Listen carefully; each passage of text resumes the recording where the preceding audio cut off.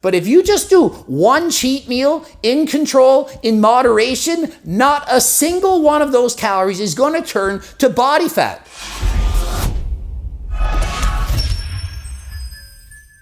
Coach Greg, and have you ever wondered what happens when you cheat on your diet or whether you should have a cheat meal or not? Well, in today's video, we're going to be answering exactly what happens when you have a cheat meal and whether or not you should have one in your diet. In order to lose weight, you have to be in a calorie deficit. And when you're in a deficit, your muscle glycogen stores are going to be lower. What happens when you're dieting is your body uses the glucose from glycogen for energy. The greater the deficit, the less glycogen you're going to have.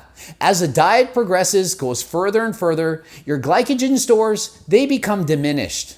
When you're dieting, a hormone called glucagon takes glucose out of the glycogen and releases it into your blood. And on the opposite extent, if you're overeating calories, insulin is released to prevent too much glucose from going into the blood. The result being you store excess calories as body fat. When eating too much, insulin prevents your blood glucose levels from going too high. The excess calories are converted to muscle glycogen, and when that's full, the extra calories are converted to adipose tissue or body fat. So essentially, if you're overweight, it's because you're eating too many calories, and those calories can't be converted to muscle glycogen. There's only so much glycogen that you can store. For most people, approximately 500 grams of carbs can be stored as glycogen. If you're bigger, more than that, and if you're smaller, less. So what happens when you cheat on a diet? Well, if you're dieting really hard, your glycogen stores are very low. So when you're dieting, the first thing that's going to happen is your muscle glycogen stores are going to be diminished. If you continue to not eat carbs, your liver glycogen stores will also be diminished. So if you have a cheat meal, the reverse is going to happen.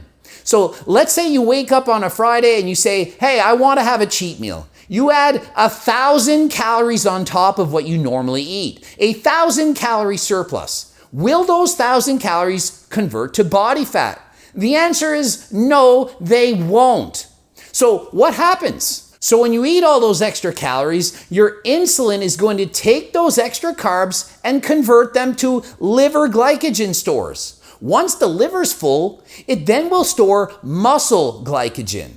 You can store approximately 100 grams of carbs in the liver and 400 in the muscle for a total of 500 grams or 2,000 calories. So if you've been dieting really hard or you're fasted, you haven't been consuming calories, those 1,000 extra calories, they're not going to be stored as body fat, but rather muscle glycogen. So you might be thinking, well, if my body can store 500 grams of carbs, then I can have a 2,000 calorie cheat and not gain any body fat. Well, this would only apply if you've been starving yourself for several days. Most people, when dieting, still have some glycogen available. So in this case, let's just assume that your muscle glycogen stores are half full. They're at half, and you eat 1,000 calories. Will all those 1,000 calories be stored as muscle glycogen? No. Some of the extra calories that you're eating are actually being burnt off through NEAT, non-exercise activity thermogenesis. If you suddenly add 1,000 calories to your diet after you've been dieting, your metabolism is going to go up. Some of those extra calories are going to be burned off through NEAT, which is extra movement. When you eat more, you naturally have more energy, so your body naturally will move more. You might tap your toes more, dance, head bop, or even go for a walk. Whereas when you're on a diet and eating fewer calories, your body is naturally trying to conserve energy.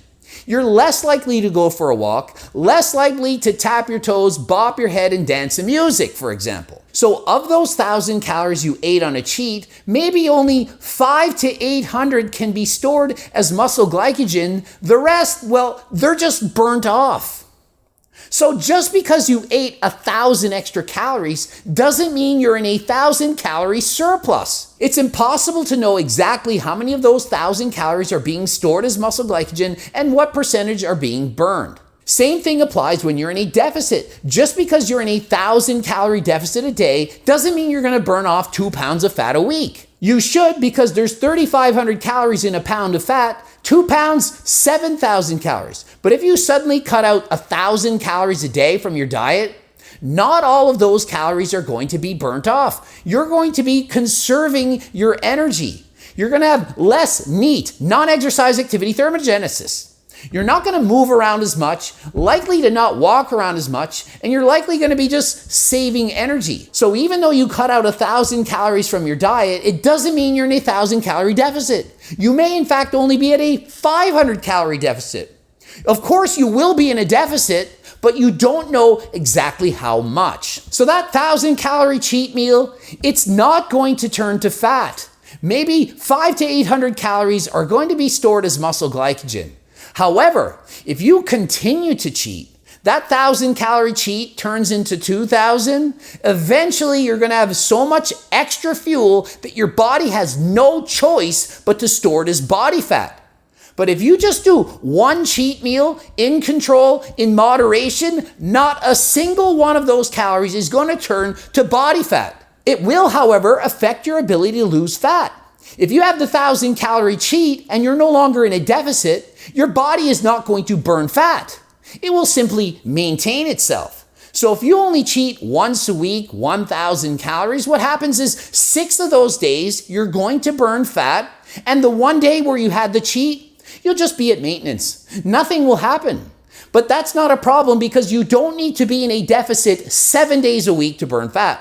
If you're in a deficit 4 days out of 7, probably going to lose weight unless you're in such a surplus on the other days that it results in too many calories being consumed in the week to be in a weekly deficit. At the end of the day, it's still calories in, calories out. But really, it's not just at the end of the day, it's at the end of the week, month, year. Were you in a yearly calorie deficit?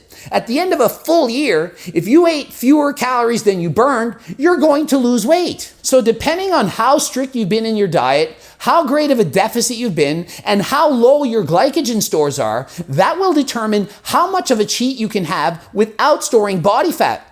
If you're preparing for a bodybuilding competition, doing 2 hours of cardio a day, you're at 6% body fat, you're starving, going hypo all the time, you could probably eat 2,000 calorie surplus, not gain a single ounce of fat. However, if you just started a diet 2 days ago and you're already cheating on 1,000 calories, you might actually gain body fat because you haven't been dieting long enough to lower your glycogen stores to the point where those extra calories will simply be replenished as muscle glycogen. So should you cheat on your diet?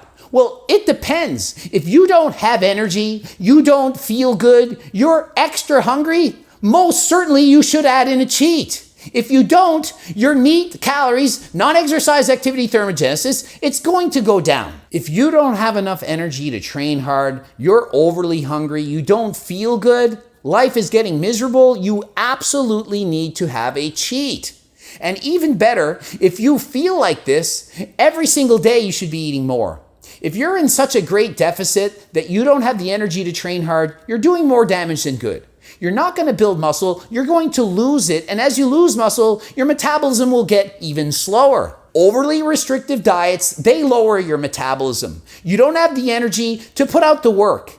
If you eat a little bit more, but are still in a small deficit, you can both build muscle and lose fat at the same time. So if you need to have cheats more than once a week, you're simply not eating enough. If your coach is scheduling regular cheats to your diet, it means you're not eating enough, and you're making up for it with cheat meals. So doesn't it make sense to eat more every single day, to have energy all the time, rather than suffer 5 or 6 days a week and have to make up for that with binge meals? Because another problem that can occur is you eat the binge meal and then you liked it. Of course you did, and you want it to keep going. Once you eat all those extra calories, your body's thinking, oh, I like that. Keep doing that. And it's sending signals to the brain saying, eat more of that sugar, it's amazing. Especially highly palatable food like ice cream, things that have fat and sugar in combination. These things you're going to want to eat, and it might be hard to stop. So what might be a planned cheat of 500 calories soon turns into a non-planned 10,000 calorie binge. Then for the next week, you end up starving yourself. Maybe you're only eating 1,200 calories a day to make up for that 5 or 10,000 calorie cheat. And then a week later, you're doing it all over again. Not the way to go. My recommendation, try to eat a very small deficit, one that allows you to have energy, lose weight, and feel good, and